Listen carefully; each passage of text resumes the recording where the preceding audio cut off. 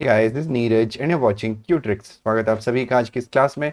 शुरू करते हैं प्रीवियस ईयर क्वेश्चन पेपर का। आज का पहला क्वेश्चन जो है आपके सामने, तो देखिएगा ध्यान से। जो पहला क्वेश्चन है आपका, यदि M square plus 1/m² is equal to 11 है तो m माइनस 1/m का मान क्या होगा, ये आपसे पूछा गया है। तो इस क्वेश्चन को अगर हम ध्यान से देखें तो ऐसे कई सारे क्वेश्चन आपको देखने को मिल जाएंगे क्लास 9th में। क्लास 9th के ये क्वेश्चन हैं, तो इनको कैसे करना है चलिए ध्यान देते हैं कैसे करना है। तो इसमें आपके दो फॉर्मूले काम आएंगे। पहला आपका जो फॉर्मूला होता है वो होता है a प्लस बी का होल स्क्वायर, जो होता है आपका a square plus B square plus 2ab। ठीक है। दूसरा फॉर्मूला होता है आपका a माइनस बी का होल स्क्वायर, जिसमें a square plus B square minus 2ab हो जाता है। ठीक है। तो अब ध्यान से देखिएगा कि इस क्वेश्चन को कैसे करना है। बड़ा ही इंटरेस्टिंग क्वेश्चन है और इसका जो करने का तरीका है वो सेम एज इट इज रहता है। वैल्यूज चेंज होती रहती है। यहाँ पे आपका m यहाँ पे हो सकता है माइनस दे दें और निकालने के लिए आपको प्लस दे दें, है ना। तो ध्यान दीजिएगा कि कैसे इस क्वेश्चन को करना है। बेहद आसान क्वेश्चन है। तो M square plus 1/m² is equal to 11। पहले इसको लिख लेते हैं। M square plus 1/m² is equal to 11। अब मैंने इतनी जगह क्यों छोड़ी है वो भी आपको समझ में आएगा। हम कोशिश करेंगे कि क्योंकि हमें m माइनस 1/m निकालना है ना, इसकी वैल्यू हमको निकालनी है। तो ये यहाँ पे माइनस करना है नहीं, हमें इन दोनों फॉर्मूले का यूज करना पड़ेगा। तो अगर हम ध्यान से देखें, तो अगर हम ध्यान से देखेंगे यहाँ पर, तो ये है m स्क्वायर प्लस 1/m²। तो हम यहाँ पे काम ये कर सकते हैं कि ये प्लस वाले को हम कन्वर्ट कर सकते हैं इसमें a square plus B square minus 2ab, यानी माइनस 2ab को हम आगे पीछे ऐड कर सकते हैं समझने के तौर पे। अगर मैं इसमें माइनस कर दूं, माइनस का 2 into M square into 1/m², ठीक है, एक सेकेंड रुकिएगा। 1/m², मतलब मैंने क्या किया, जिस वैल्यू को इधर ऐड किया माइनस किया उसी वैल्यू को मैं इधर भी माइनस कर देता हूँ।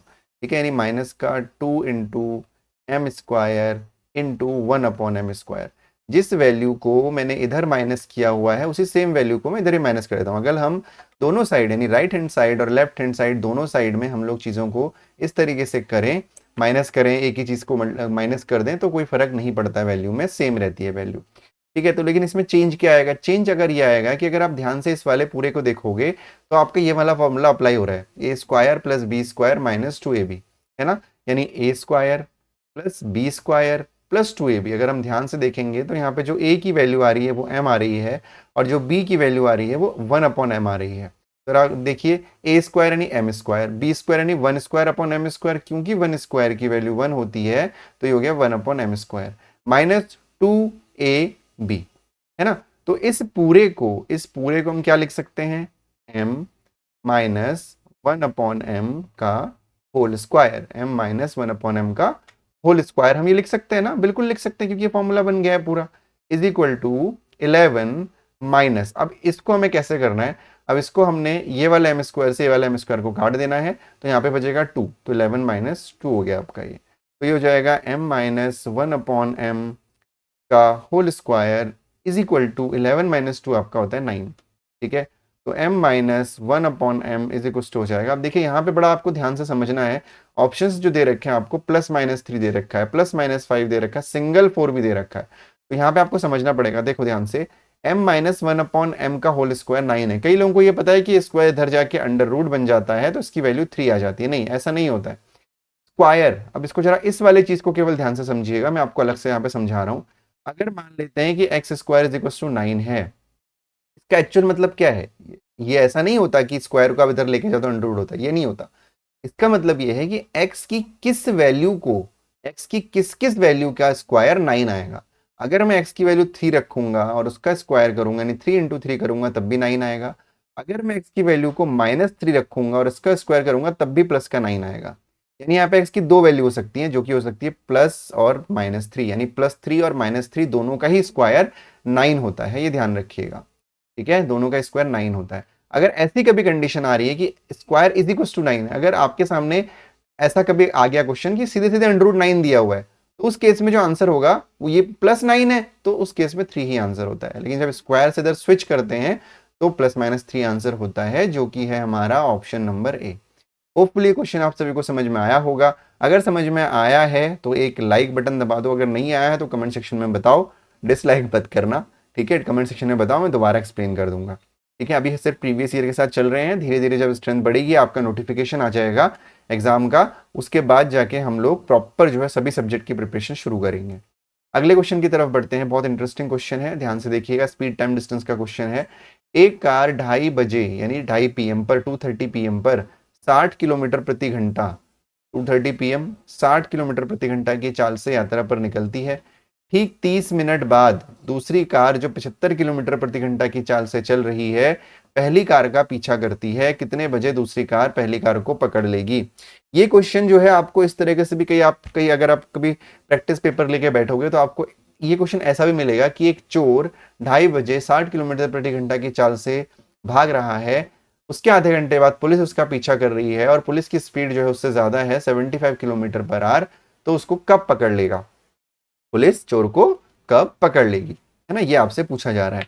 तो अब ऐसे क्वेश्चंस में क्या करना है, आपको सिर्फ एक काम करना है, आपको सबसे पहले तो फॉर्मूला पता होना चाहिए। स्पीड टाइम डिस्टेंस अगर आप लोगों ने नहीं पढ़ा है तो नीचे डिस्क्रिप्शन में स्पीड टाइम डिस्टेंस का लिंक दिया हुआ है, वहां पे जाके आप पढ़ सकते हैं।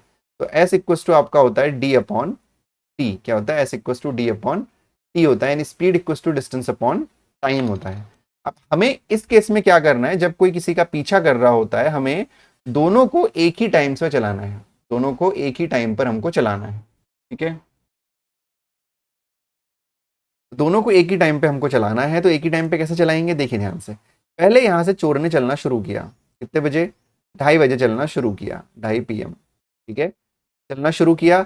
अब जब वो यहां पहुंचा तो 3 बज रहे थे, कितने बज रहे थे, 3, यानी 30 मिनट बाद तो बोला है, 3 बज रहे थे। और जब वो यहां पहुंचा तब पुलिस ने उसका पीछा करना शुरू किया, ठीक है, तब पुलिस ने उसका पीछा करना शुरू किया। अब ऐसे क्वेश्चंस में हमको क्या करना होता है, हमें एक टर्म होता है हिंदी में अगर मैं कहूं सापेक्ष चाल, दूसरा इसको इंग्लिश में कहते हैं रिलेटिव स्पीड, क्या कहते हैं, रिलेटिव स्पीड। अगर आप, मैं रिकमेंड करूंगा कि नीचे जाके स्पीड टाइम डिस्टेंस के सेशंस को जरूर पढ़िए, वहां पे आपको चीजें समझ में आ जाएंगी। स्पीड, रिलेटिव स्पीड क्या होती है, रिलेटिव स्पीड वो होती है जब कोई किसी का पीछा कर रहा होता है, यानी दो चीजों की गति होती है, मतलब कोई, या तो जैसे ट्रेन के मामले में आप बात कर सकते हो कि दोनों ट्रेन एक दूसरे की तरफ आ रही हैं अलग अलग ट्रैक पे, या दोनों ट्रेन एक साथ चल रही हैं अलग अलग ट्रैक पे, तो वहां पे जो दोनों की स्पीड का हम यूज करते हैं वहां पे रिलेटिव स्पीड का यूज करते हैं, ठीक है। तो कहने का मतलब क्या है कि सापेक्ष चाल के लिए जब आपके दो ऑब्जेक्ट एक ही डायरेक्शन में चल रहे होंगे, जैसे इस क्वेश्चन में है कि पहले चोर जिस दिशा में चल रहा है पुलिस भी उसी दिशा में चल रही है, यानी दोनों कारें एक ही दिशा में चल रही हैं, तो जो रिलेटिव स्पीड होती है यानी जो सापेक्ष चाल होती है वो दोनों ही गतियों का डिफरेंस होती है। यानी बेसिकली हम कह सकते हैं S1 डिफरेंस S2, S1 और S2 का डिफरेंस होता है, माइनस नहीं कहेंगे, अंतर होता है उसके बीच का। सिमिलरली अगर दोनों ऑब्जेक्ट एक दूसरे की तरफ आ रहे हैं, यानी दोनों ही अपोजिट डायरेक्शन में चल रहे हैं, या यूं कहें कि दो ट्रेन एक दूसरे की तरफ आ रही हैं, तो वहां पे जो सापेक्ष चाल हो जाती है वो S1 प्लस S2 हो जाता है, ठीक है। इस चीज का आप लोग ध्यान रखेंगे। अब आते हैं क्वेश्चन की तरफ। तो आपको क्या करना है, दोनों को एक ही दूरी पे चलाना है। जब यहाँ पे पुलिस वाले ने चलना शुरू किया होगा, यानी दूसरी कार ने चलना शुरू किया होगा, तो चोर ने, यानी जो पहली कार है, उसने कितनी दूरी तय कर ली होगी, पहले हमें ये निकालना है। बहुत आसान है, चोर की जो दूरी है वो 60 किलोमीटर प्रति घंटा है, यानी 1 घंटे में वो 60 किलोमीटर चल रहा है। तो भाई ये तो 30 मिनट है ना, 30 मिनट में वो यहां तक पहुंचा हुआ है, तो 1 घंटे में अगर वो 60 किलोमीटर चल रहा है तो आधे घंटे में 30 किलोमीटर चलेगा। अंडरस्टूड है ना, यानी 2:30 बजे से लेकर 3 बजे तक उसने 30 किलोमीटर की दूरी तय करी, ठीक है, उसने 30 किलोमीटर की दूरी तय करी, बस इतना याद रखिए। तो ये हो गया 30 किलोमीटर, है ना। हमें क्या निकालना है, कितने बजे पकड़ेगी, हमको टाइम निकालना है। तो S इक्वस टू अगर D/T होता है तो T इज इक्वस टू हो जाता है D अपॉन S, यानी time is equals to distance upon speed. लेकिन इस केस में आपके पास स्पीड, आपके पास रिलेटिव स्पीड है, तो रिलेटिव स्पीड क्या होगा, S1 डिफरेंस S2, ठीक है, क्योंकि एक ही दिशा में दोनों चल रही हैं, ठीक है। तो डिस्टेंस कितनी हो गई, 30 हो गई, 30 किलोमीटर ट्रेवल किया अपॉन दोनों स्पीड का डिफरेंस। तो पहली स्पीड अगर आप देखोगे तो 60 किलोमीटर प्रति घंटा है, और दूसरी स्पीड अगर आप देखोगे तो 75 किलोमीटर प्रति घंटा है, और दोनों का डिफरेंस 15 किलोमीटर प्रति घंटा होता है, सापेक्ष चाल, यानी 15 से इसको डिवाइड कर देंगे, 15 दूनी 30, यानी 2 घंटे लगेंगे पुलिस वाले को चोर तक पहुंचने में, या दूसरी कार को पहली कार तक पहुंचने में 2 घंटे उसको लगेंगे। अब ये जो 2 घंटे वो किसके हिसाब से है, जो दूसरी कार है उसके हिसाब से, ध्यान रखिएगा, जो दूसरी कार निकली है ना 3 बजे, 3 बजे के हिसाब से ये 2 घंटे हैं, ना कि 2:30 बजे के हिसाब से। जो दोबारा निकलेगा, जो लेट निकलेगा, उसके हिसाब से ये 2 घंटे निकलेंगे, ठीक है। क्योंकि उसी के लिए तो 30 किलोमीटर एक्स्ट्रा हमने ये कर रखा है, 2 घंटे हो गए। तो दूसरी कार ने कितने बजे चलना प्रारंभ किया था? 3 बजे। 3 बजे और 2 घंटे आप जोड़ देंगे तो आंसर आ जाएगा आपका 5 PM। मुझे ये काफी हद तक लगता है कि कई जो लोग इस क्लास को देख रहे हैं, ये क्वेश्चन आपको काफी हद तक समझ में नहीं आया होगा, डिफिकल्टी रही होगी। हालांकि मैंने कोशिश पूरी करी है। ये क्वेश्चन अगर समझ में नहीं आया तो उसका एक ही कारण है, क्योंकि स्पीड टाइम डिस्टेंस एक ऐसा टॉपिक है जिसको बिल्कुल बेसिक से करना बहुत जरूरी है। ये क्वेश्चन का लेवल काफी अच्छा है, इसके बेसिक क्वेश्चन बहुत सारे हैं। तो मैं आप लोगों से रिकमेंड करूंगा कि नीचे डिस्क्रिप्शन बॉक्स में स्पीड टाइम डिस्टेंस की प्लेलिस्ट का लिंक होगा, वहां जाके स्पीड टाइम डिस्टेंस के 3 या 4 क्लासेस हैं, उनको जाके पढ़िए, आपके सारे डाउट्स क्लियर हो जाएंगे, ये भी आपको समझ में आ जाएगा। ठीक है, चलिए अब बढ़ते हैं हमारे अगले क्वेश्चन की तरफ। ये सारे क्वेश्चन डीएलएड के पुराने वर्षों के क्वेश्चन है, पिछले साल आए हुए हैं, तो उम्मीद करता हूं कि इनको आप अच्छे से कर रहे होंगे, अदरवाइज आपको दिक्कत हो जाएगी। ठीक है, इस बार टारगेट रखेंगे कि डीएलएड में हमारा सिलेक्शन 100% हो जाए। किसी संख्या को 899 से भाग देने पर 63 शेष रहता है। यदि उसी संख्या को 29 से भाग दिया जाए, इसी संख्या को 899 से भाग देने पर 63 शेष रहता है। यदि उसी संख्या को 299 से भाग दिया जाए तो शेष क्या रहेगा? बहुत आसान क्वेश्चन है, इसका एक ट्रिक है। तो ट्रिक से पहले हम कंसेप्ट को समझेंगे, कंसेप्ट को समझना हमारे लिए बहुत जरूरी है। तो सबसे पहले क्या बोला गया कि एक संख्या को 899 से भाग दिया और 63 शेष रहा, तो उसी संख्या को, यानी पहले हमें संख्या निकालनी है, तो इतने बड़े नंबर को ना सोचते हुए हम जरा छोटा नंबर ले लेते हैं। जैसे मान लेते हैं 63 शेष रहता है किसी संख्या को 899 से भाग देने पर। मैं इसको कुछ ऐसे समझता हूं, किसी संख्या को 2 से भाग देने पर 3 शेष रहता है, किसी संख्या को 2 से भाग देने पर 3 शेष रहता है, तो वो संख्या क्या होगी, हम कैसे निकालेंगे? जरा ध्यान से देखिएगा। अगर हमें 3 शेष रह रहा है तो कोई भी संख्या हो सकती है ना वो। जैसे कि मान लीजिए एक नंबर है, 3 शेष करना है ना हमको, तो यहाँ पे 3 शेष करने के लिए हमको कोई बड़ा नंबर लेना पड़ेगा। यहाँ पे 2 से अगर हम भाग दे रहे हैं, जैसे मान लीजिए कोई भी नंबर को हम भाग देंगे तो 3 शेष तो नहीं रहेगा, थोड़ा सा बड़ा नंबर ले लेता हूं मैं, यहाँ पे मैं 12 ले लेता हूँ समझाने के लिए। ठीक है, 12 ले ले रहा हूँ, आसान रहेगा कि 2 का डिफरेंस में नहीं हो पाएगा ना। तो 12 से हम करें, ठीक है, और मैंने 28 को डिवाइड कर दिया 12 से, मान लेते हैं, तो 12 दूनी 24 हो गया। 27 को कर लो, सॉरी, 12 दूनी 24 हो गया और नीचे 3 शेष हो गया, है ना, कितना हो गया? 3 जो है रिमाइंडर हो गया। तो वो नंबर कैसे निकाला हमने? वो नंबर निकाला हमने कैसे निकाला? 27 कैसे आएगा? 12 दूनी 24 प्लस 3, 24 और 3 27। ठीक है, अब ये तो एक पर्टिकुलर नंबर के लिए, लेकिन यहाँ पे हमारे पास रिमाइंडर तो दे रखा है और डिविजर भी दे रखा है, लेकिन जो क्वोशिएंट है, जो भागफल है, वो हमें नहीं दिया हुआ है। तो ये मैंने इसलिए बताया कि इसमें कई बार आप लोगों को कंफ्यूजन हो सकता है। तो यहां पे आपको क्या करना पड़ेगा, कोई भी वो संख्या हो सकती है, तो किसी भी संख्या को अगर 899 से भाग देने पर 63 शेष बचता है, तो उस शेष को हटाने के लिए, यानी उस रिमाइंडर को हटाने के लिए 899 में हम 63 ऐड कर सकते हैं। अभी मैं समझाऊंगा। 899 में अगर मैंने 63 ऐड कर दिया तो क्या मिलेगा मुझे? देखो, 9 10 11 12 कैरी 1, 9 और 6 15 और 1 16, 8 और 1 9, 962 आया। अब फिर से उसी कंसेप्ट पे आते हैं, उसी एग्जांपल पे आते हैं कि 12 और 3 है ना। अगर ये 12 है और ये 3 है, तो 12 और 3 रिमाइंडर बचता है, तो 899 प्लस 63 किया तो 962 हमारा आ गया। यानी ये वो नंबर है जिसको भाग देने पर हमें 63 रिमाइंडर बचेगा। अब 12 प्लस 3 कितना होता है? 13 14 15 होता है। तो 12 को अगर हम 12 से 15 को डिवाइड करेंगे तो 12 एकम 12, 3 रिमाइंडर बचा नहीं बचा? बचा नहीं बचा। तो यानी जो ये वाला नंबर है वो आ गया ना हमारा 15। तो सिमिलरली 899 में हमने 63 को ऐड कर दिया तो ये नंबर आ गया। वही नंबर तो निकालना है, बेसिकली हमें वो नंबर निकालना था जिस नंबर को अगर हम 899 से डिवाइड करें तो 63 हमारा रिमाइंडर बचे, तो 63 में जोड़ दीजिए। उम्मीद करता हूं समझ में ये चीज आ गई होगी, मैं क्या समझाना आपको चाह रहा हूं, है ना, क्लियर हो गया ये चीज। तो 899 में 63 ऐड कर दिया, 962 हमारा आ गया। मैं बहुत इसमें इतना टाइम मैंने इसलिए लिया, हो सकता है मैथ्स वाले बच्चों को लग रहा होगी सर इतना टाइम क्यों लंबा खींच दिया, इतना आसान क्वेश्चन। कई सारे बच्चे आर्ट्स बैकग्राउंड के भी हो सकते हैं, कॉमर्स के भी हो सकते हैं, है ना, इसीलिए। तो 962 आ गया, है ना, यानी 962 ऐसा नंबर है जिसको 899 से भाग देने पर 63 रिमाइंडर बचता है। अब इस 962 को अगर आप 29 से भाग दोगे तो क्या रिमाइंडर बचेगा, ये आपसे पूछा गया है। तो 29 से भाग देने के लिए आप 3 से कर लीजिए, 3 से डिवाइड करेंगे, 3 9 27 कैरी 2, 3 2 6 और 2 87 आ गया आपका। यहाँ पे आ गया 9, यहाँ पे आ गया 292, फिर से 3 जाएगा, 3 आ जाएगा आपका 87 फिर से, और यहाँ जाएगा 5 रिमाइंडर, यानी ऑप्शन नंबर भी आपका आंसर होगा। तो ध्यान रखिएगा, किसी भी नंबर को अगर किसी नंबर से डिवाइड किया जा रहा है और जो रिमाइंडर बचता है, तो डिविजर प्लस रिमाइंडर को आप जोड़ोगे तो वो संख्या आपकी आ जाएगी। ठीक है, आसान है। तो आंसर बी हो गया आपका, ऑप्शन नंबर बी हो गया आंसर, दैट इज 5। ठीक है, चलिए बढ़ते हैं अगले क्वेश्चन की तरफ। तो जो हमारा अगला क्वेश्चन है, एक बांस का 1/5 भाग हरा, 1/4 भाग लाल तथा 1/3 भाग पीला है। यदि शेष भाग जो 65 सेंटीमीटर है बिना रंगा है, तो बांस की कुल लंबाई कितनी है, ये आपसे पूछा जा रहा है।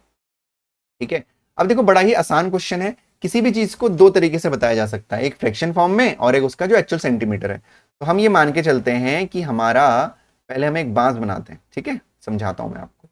ये हमारा हो गया बांस, ये हमारा बांस हो गया। बिल्कुल सीधा नहीं हो पाया, लेकिन कोई बात नहीं, समझने के लिए काफी है। अब इस भाग को 3 भागों में डिवाइड किया गया, 1/5 भाग, 1/4 भाग और 1/3 भाग।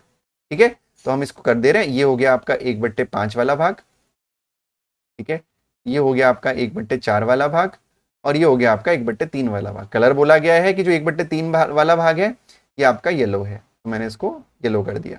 ठीक है, फिर आपसे बोला गया कि जो 1/5 भाग है वो हरा है, तो 1/5 वाले को मैं इसको ग्रीन कर देता हूँ। फिर आपसे बोला गया कि जो 1/4 भाग है वो पीला, 1/4 भाग है वो लाल है, तो इसको हम लोग रेड से डिनोट करते हैं। ये हमारा बांस है, ये अलग अलग हमारे पास हो गया। ठीक हो गया, इतना क्लियर है सभी को। ठीक, तो ये विजिबल नहीं होगा तो मैं इस पे 1/4 दोबारा लिख देता हूँ। ठीक हो गया, चलो। अब यदि शेष भाग जो 65 सेंटीमीटर है, इतने ही से ये पूरा नहीं हुआ है, इसमें थोड़ा सा बांस और है, ये हो गया आपका यहाँ तक 1/3।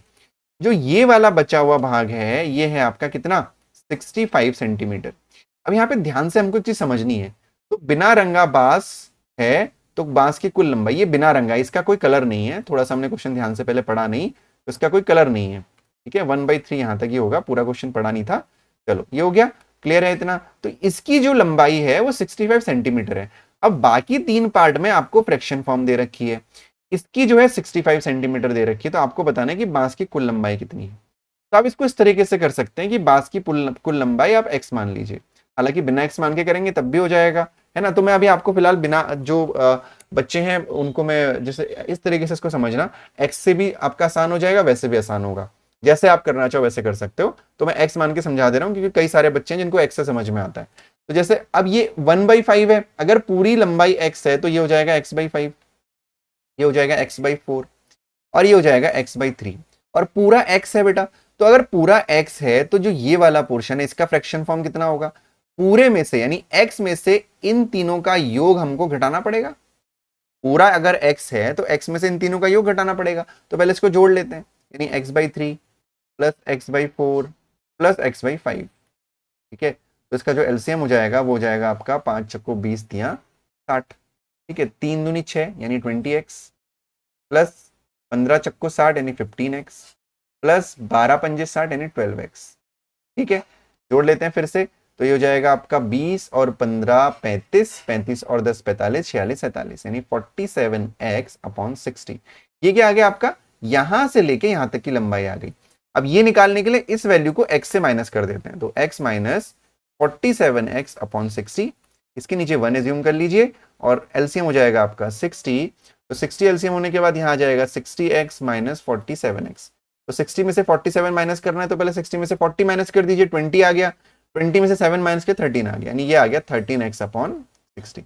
यानी जो ये वाली वैल्यू आई हमारी, जो ये वाली वैल्यू आई वो कितनी आई, 13x, यहाँ लिख देता हूँ 13x/60। और इस वैल्यू की जो वैल्यू है वो सेंटीमीटर में आपको कितनी दे रखी है, 65 सेंटीमीटर दे रखी है।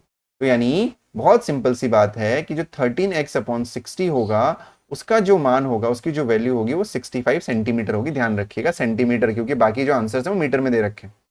ठीक है, तो सेंटीमीटर होगी। यानी अब थोड़ा सा इधर जगह हमारे पास कम है, तो इधर कर लेते हैं। तो ये हो जाएगा आपका 13x/60 65 सेंटीमीटर। Got it. तो अब यहाँ पे x का मान कितना हो जाएगा, क्रॉस मल्टीप्लाई कर दीजिए, 65 × 60/13 सेंटीमीटर। ठीक है, 13 पंजे 65, 6 पंजे 30, तो x इज आ गया 300 सेंटीमीटर। और 300 सेंटीमीटर हम सबको पता है, अगर मीटर में करेंगे तो ये हो जाएगा 3 मीटर 3 मीटर। ठीक है, यानी ऑप्शन नंबर बी आपका आंसर होगा। उम्मीद करता हूँ क्लियर हो गया होगा। अगर नहीं हुआ है, कहीं डाउट है, तो एक बार दोबारा से इस वीडियो को देखो, और तब भी दिक्कत हो रही है तो कमेंट सेक्शन में मुझे ज़रूर बताइएगा। तो आज की क्लास में हम लोगों ने इतने ही क्वेश्चन करने थे। उम्मीद करता हूँ कि आप लोगों को आज की क्लास अच्छी लगी होगी। अगर अच्छी लग रही है तो लाइक शेयर सब्सक्राइब तो बनता है।